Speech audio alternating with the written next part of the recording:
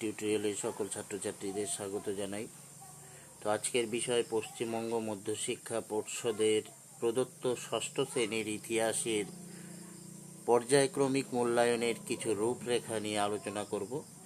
তো দ্বিতীয় পর্যায়ক্রমিক মূল্যায়ন এবারে তোমাদের হতে চলেছে পূর্ণমান 25-এর মধ্যে। তো যে সিলেবাসগুলো তোমাদের এই পরীক্ষায় থাকবে সেগুলো হলো 4 নম্বর অধ্যায় ভারতীয় উপমহাদেশে প্রাচীন ইতিহাসের ধারা, 5 নম্বর অধ্যায় খ্রিস্টপূর্ব ষষ্ঠ শতকের ভারতীয় উপমহাদেশ, 6 নম্বর অধ্যায় সাম্রাজ্য বিস্তার ও শাসন। তোমাদের এই চ্যাপ্টারগুলোর মধ্যে এমসিকিউ মান 1 সঠিক উত্তর বেছে নিয়ে লেখো, 1 নম্বরে থাকবে। অতি সংক্ষিপ্ত উত্তর ভিত্তিক প্রশ্নের মান 1 নম্বরে থাকবে, সংক্ষিপ্ত উত্তর ভিত্তিক প্রশ্নের মান 2 নম্বরে থাকবে এবং বিশ্লেষণাত্মক উত্তর ভিত্তিক 3 নম্বর প্রশ্নের মান থাকবে এবং প্রশ্নের মান 5 নম্বরের থাকবে। এই মিলে পূর্ণমান 25-এর মধ্যে তোমাদের পরীক্ষা হতে চলেছে। তো এবার আমরা অধ্যায় ভিত্তিক কিছু প্রশ্ন নিয়ে তোমাদের কাছে আলোচনা করব। আশা করি এই প্রশ্নগুলো তোমরা যদি পড়ো নিশ্চয়ই সফলতা পেতে পারো। তো দেখো, প্রথমে দ্বিতীয় পর্যায়ক্রমিক মূল্যায়নের 4 নম্বর অধ্যায়ের ভারতীয় উপমহাদেশে প্রাচীন ইতিহাসের ধারার থেকে যে প্রশ্নগুলো পড়লে তোমরা পাবে সেগুলো হচ্ছে: সঠিক উত্তরটি নির্বাচন করো, প্রশ্নের মান 1 নম্বরে থাকবে। তো 1-এর 1 নম্বর প্রশ্নটি বলেছে ইন্দো আর্য ভারত ভাষার সবথেকে পুরনো সাহিত্যটি হলো ইন্দো আর্য ভাষার সবথেকে পুরনো সাহিত্যটি হলো এ নম্বর রামায়ণ, বি নম্বর মহাভারত, না সি নম্বর পুরাণ, না ডি নম্বর ঋক সংহিতা। তো এখানে তোমাদের অপশনটির মধ্যে ঠিক উত্তরটি হলো ঋক সংহিতা। 1-এর 2-এর প্রশ্ন 1-এর 2 নম্বর প্রশ্নটি বলেছে সর্বাধিক প্রাচীনতম বেদ হলো A option Samhita, B Rigveda, C Samaveda, D Yajurveda. এই প্রশ্নের উত্তরটি হবে ঋগ্বেদ, নম্বর বি।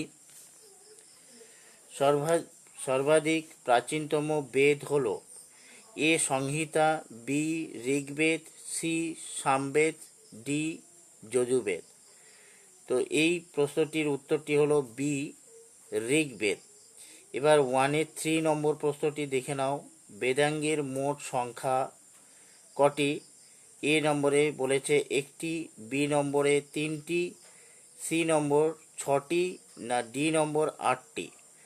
তো এই প্রশ্নটির উত্তরটি হলো নম্বর সি 6টি। 1-এর দাগের 4 নম্বর অর্থাৎ 1-এর 4 নম্বর যে প্রশ্নটি বলছে কোনটি বর্ণাশ্রম ব্যবস্থার সঙ্গে যুক্ত নয়?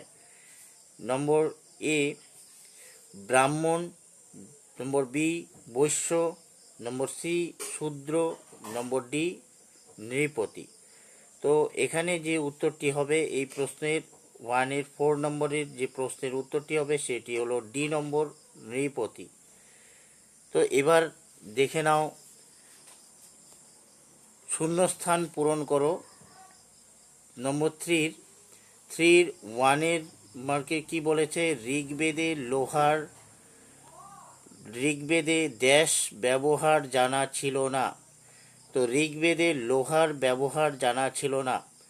2 নম্বর নিষ্ক হলো ড্যাশ, নিষ্ক হলো মুদ্রা। 3 নম্বর যুদ্ধবন্দী দাসরাই ড্যাশ নামে পরিচিত, যুদ্ধবন্দী দাসরাই শূদ্র নামে পরিচিত। 3-এর 4 নম্বর প্রশ্নটি বলেছে ঋগ্বেদে উল্লেখিত পর্বতটির নাম ড্যাশ। ঋগ্বেদের উল্লেখিত পর্বতটির নাম হিমালয় পর্বত। থ্রির 5 নম্বর প্রশ্নটি বলছে মহীপতি হলেন দেশ রাজা। মহীপতি হলেন পৃথিবীর রাজা। এবার 4 নম্বরে বলেছে ঠিক না ভুল লেখো। 4-এর 1 নম্বর বলেছে জেন আবেস্তায় শ্রেষ্ঠ দেবতার নাম অহুর। ঠিক এটি। 4-এর 2 নম্বর বৈদিক যুগে দাবা খেলা জনপ্রিয় ছিল। ভুল। 4-এর 3 নম্বর রামায়ণে 10 রাজার যুদ্ধের বর্ণনা আছে। এটিও ভুল। 4-এর 4 নম্বর প্রশ্নটি বলেছে ঋগ্বেদে বাল্যবিবাহ ও সতীদাহ প্রথার উল্লেখ নেই। সত্যি এটি। 4-এর 5 নম্বর প্রশ্নটি বলছে মহাকাব্য সাধারণ 4টি ভাগে বিভক্ত ছিল। ভুল। 4-এর 6 নম্বর প্রশ্নটি বলছে শিক্ষার্থীরা গুরু দক্ষিণা হিসেবে প্রদান করত বস্ত্র। ভুল। 4-এর 7 নম্বর প্রশ্ন বলেছে ভিলদের রাজার নাম হিরণ্যধনু। এটা ঠিক। 4-এর 8 নম্বর প্রশ্নটি বলছে যজ্ঞবেদী তৈরির ইটের কথা জানা যায় যজুবেদে। তো এটি ভুল। এবার 5 নম্বরে বলেছে কি 5 নম্বরে স্তম্ভ দুটি মিলিয়ে লেখো। তো ক স্তম্ভ এবং খ স্তম্ভ। ক স্তম্ভতে বলেছে 5-এর 1-এ বলেছে মাতৃতান্ত্রিক। তো মাতৃতান্ত্রিকের সাথে হবে এ নম্বর। ক্ষয়ের এ নম্বর হরপ্পা সমাজ। 5-এর 2 নম্বর প্রশ্নটি বলছে পিতৃতান্ত্রিক। তো এটার সাথে হবে সি নম্বর বৈদিক সমাজ ক্ষয়ের। 5-এর 3 নম্বর ভিলকুমার হবে খ স্তম্ভের ডি নম্বর একলব্য। 5-এর 4 নম্বর প্রশ্নটি বলেছে সত্যকাম খ স্তম্ভের গৌতম বুদ্ধ হবে। এখানে যে প্রশ্নগুলো রয়েছে সেই প্রশ্নগুলো তোমরা 1 মার্কের যে প্রশ্নগুলি দেওয়া হয়েছে এগুলো সলভ করে দেওয়া হয়েছে এবং এখন এখানে রয়েছে 2 নম্বর এবং 3 নম্বর ও 5 নম্বর। তো এগুলো একটু বড় প্রশ্ন, তো তোমাদেরকে এটা পরে সলভ করে দেব। তোমরা আপাতত এই প্রশ্নের উত্তরগুলো শিখে রাখবে। এবার অধ্যায় 5 খ্রিস্টপূর্ব 6ষ্ঠ শতকের ভারতীয় উপমহাদেশে কিছু প্রশ্ন শর্ট কোশ্চেনগুলো নিয়ে আলোচনা করছি। দেখে নাও। 1 নম্বরে কি বলছে সঠিক উত্তরটি লেখো। 1-এর 1 মহাজন পদগুলি গড়ে উঠেছিল। এ অপশান খ্রিস্টপূর্ব 8ম শতকে, বি খ্রিস্টপূর্ব 7ম শতকে, খ্রিস্টপূর্ব 6ষ্ঠ শতকে না খ্রিস্টপূর্ব 4র্থ শতকে। তো এখানে তোমরা দেখে নাও নম্বর সি খ্রিস্টপূর্ব 6ষ্ঠ শতকে হবে। 1-এর 2 নম্বর প্রশ্নটি বলেছে দক্ষিণ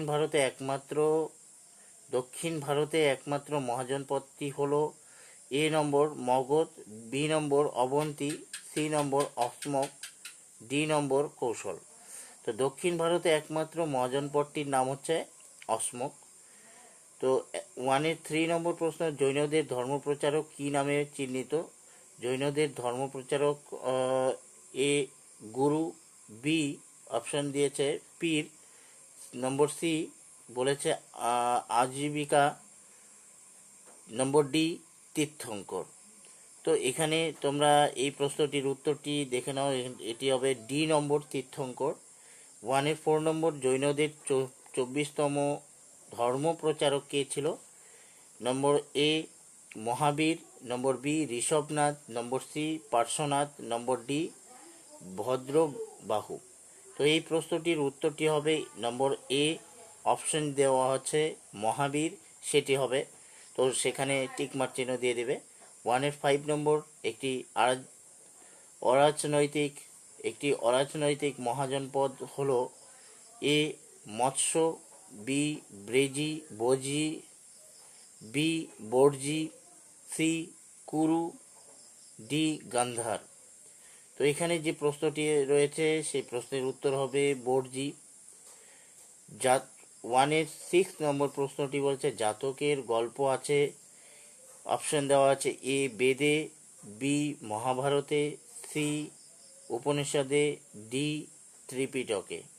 তো 1-এর 6 নম্বর প্রশ্নটির উত্তরটি হবে ডি, ত্রিপিটক।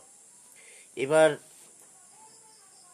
3 নম্বরে প্রশ্নটি বলেছে শূন্যস্থান পূরণ করো। 3-এর 1 নম্বর প্রশ্নটি বলেছে মগধের প্রথম রাজবংশ দেশ ছিল। তো মগধের প্রথম রাজবংশ হর্যঙ্গে ছিল। 3-2 নম্বর পার্শ্বনাথ দেশ প্রবর্তন করেন। 3-2 নম্বর পার্শ্বনাথ চতুর্জাম প্রবর্তন করেন।